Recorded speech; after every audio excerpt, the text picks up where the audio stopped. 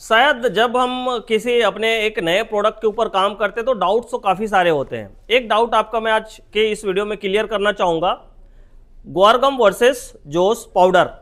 ये दो ऐसी कैटेगरीज हैं जिसमें लोगों के काफ़ी ज़्यादा कन्फ्यूजन्स होते हैं। भाई ग्वारगम से बना हुआ रॉ स्टिक, धूप स्टिक कौन सही है, या फिर रॉ जोस पाउडर से बना हुआ जो है धूप स्टिक कौन या फिर अगरबत्ती सही है।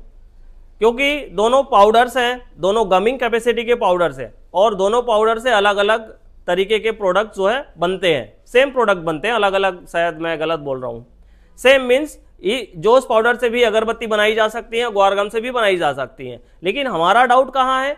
हमारा डाउट यहाँ पे है कि भाई क्वालिटीज के लिए कौन सा बेटर होगा, जो फ्रेगनेंस को लास्टिंग दे, लॉन्ग टाइम तक उसको विजिबल बना के रखे और क्वालिटीड रहे, मतलब फ्रेगनेंस लॉन्ग टाइम तक उस प्रोडक्ट के साथ टिक के रहना, मतलब जुड़ के रहना।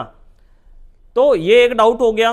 तो सबसे पहले इसको रखता हूं मैं नीचे में। अब जो है टॉपिक्स जिसके ऊपर और इसके साथ मैं कवर कर देता हूं, जिससे आपका पूरा भी डाउट क्लियर हो जाए। और एक और कंडीशंस, अगर आप हमारे चैनल को सब्सक्राइब नहीं किया तो सब्सक्राइब जरूर कर लीजिए, क्योंकि ऐसी अगरबत्ती बिजनेस से रिलेटेड आपको इन्फॉर्मेटिव वीडियो हमारे चैनल के थ्रू मिलती रहेंगी। तो सबसे पहले टॉपिक में लेते हैं जोस वर्सेस ग्वारगम, इन दोनों का डिफरेंस क्या होगा। सेकंड, हमारे प्रोडक्ट के लिए कौन बेटर है, जोस वर्सेस ग्वारगम। सेकंड टॉपिक ये हो गया। दोनों के जो बेसिक वर्किंग प्रोसेस है वो क्या है। थर्ड टॉपिक ये हो गया, मतलब ये किस तरीके से कहां से पाए जाते हैं और कहां इनका इस्तेमाल किया जाता है। और आपके प्रोडक्ट में फ्रेगनेंस के लिए, भाई आप महंगा परफ्यूम तो भी यूज कर रहे हो और महंगा परफ्यूम में डाउट भी क्लियर होना ज्यादा जरूरी है, क्योंकि आपके अगर रॉ मटेरियल में किसी तरीके की कोई कमी है तो आप कितना भी महंगा परफ्यूम यूज कर लो, वो आपका रिजेक्टेड कहलाएगा या क्वालिटीज में अच्छा नहीं कहलाएगा।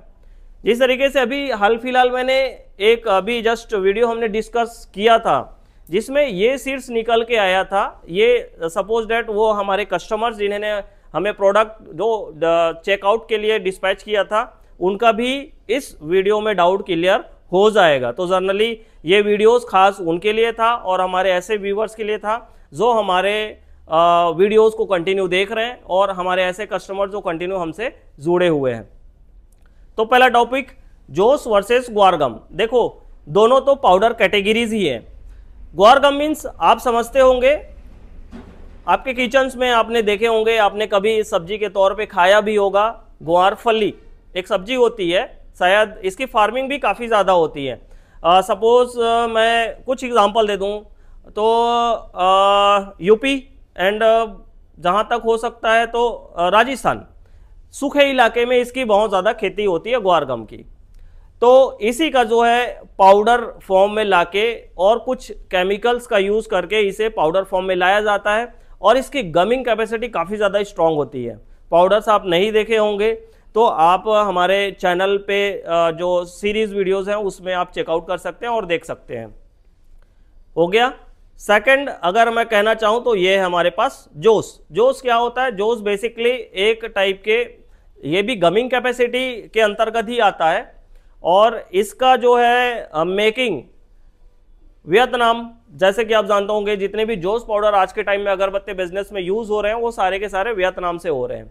अब इसका सीधा सीधा रिलेशन वियतनाम से है। वियतनाम में इसकी फार्मिंग की जाती है इस पेड़ की, मतलब ऐसे पेड़ जो गम रेजिन निकाल के देती है। जनरली आपने देखे होंगे जो जोस पाउडर है वो वियतनाम से आता है और वियतनाम सबसे बड़ा एक्सपोर्टर है जोस पाउडर का, जो कि इंडिया में भेजा जाता है।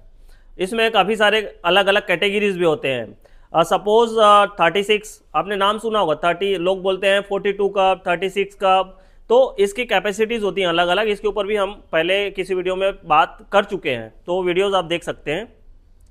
तो ये पाउडर जो है गम कैपेसिटी वाली जो पेड़ होते हैं जिससे गम निकाला जाता है, तो उस पेड़ के छालों को इस्तेमाल करके जोस पाउडर जो है बनाया जाता है। ये नेचुरल होता है, इसमें कोई किसी तरीके का कोई केमिकल रिएक्शन या किसी केमिकल इंग्रेडिएंट्स का इस्तेमाल नहीं होता। और ग्वारगम को मैं बता चुका हूँ, इसमें कुछ बेस पाउडर होते हैं, उसके साथ केमिकल्स कुछ और इसमें मिक्सिंग प्रोसेस किया जाता है। सेकंड यूजेस में बताऊं तो सबसे पहला जोस जो कैटेगरीज हैं ये सिर्फ और सिर्फ अगरबत्ती इंडस्ट्रीज में बहुत ज़्यादा इस्तेमाल की जाती है 95%।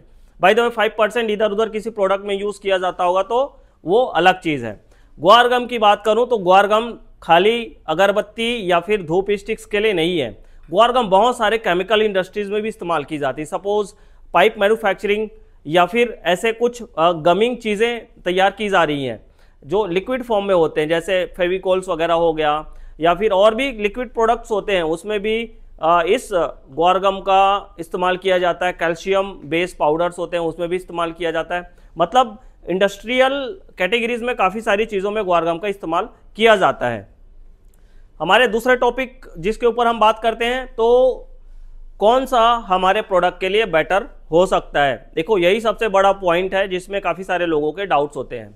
सबसे पहली चीज़ जो अगर मैं बताना चाहूँ तो ग्वार गम जो होता है ये बहुत ज़्यादा हाई एफिशिएंसी गमिंग कैपेसिटी इसमें होती हैं। मतलब कभी CPS वैल्यू, और अभी तो जस्ट मैंने एक्सपो में देखा था कि वहाँ पे काफ़ी हाईएस्ट वैल्यू का ग्वार गम उन लोग पाउडर्स रखे हुए थे, लगभग 6000 से लेके 8000 CPS वैल्यू तक का। मतलब ये समझो अगर आपने किसी चीज़ में मिला के डाल दिया तो भाई वो पत्थर बन जाएगा। मतलब इतनी स्ट्रांगनेस इसमें